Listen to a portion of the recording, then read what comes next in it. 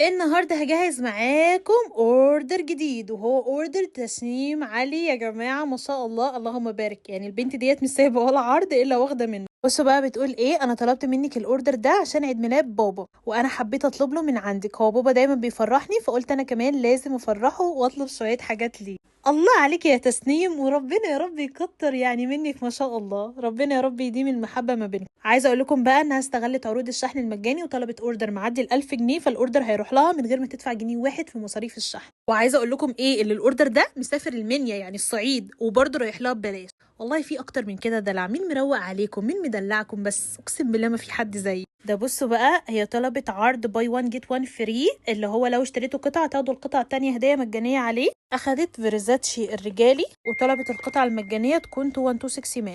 يعني كده دفعت حق واحدة وخدت التانية ببلاش. واخدت كمان عرض تاني في ونسيرة، والهدية اللي عليها اختارت انها تكون توم فورد فانيلا، نفس الفكرة. وخدت كمان عرض تالت ما شاء الله في سيس سود، والهدية اللي عليها باد بوي. يعني حرفيا دفعت سعر 3 وخدت عليهم 3. واو. واخدت كمان ما شاء الله بوكس ذا بادي شوب، اللي بيكون عبارة عن 6 سبلاش، اقسم بالله كلهم احلى من بعض. واخدت كمان ما شاء الله كرات الاستحمام الفوار، وكمان عرض ال100 جنيه اللي نازل على البرفانات. فاخدت تيارة البنفسجي. الشموع يا جماعة في الشتاء رهيبة. اخدت الشمعة اللي بتكون على شكل قلب في علبة صاج، واخدت كمان السبلاش الاطفالي اللي هو باتمان، وكمان ستيتش، والسبلاش بتاع مسك العتيق بالرمان.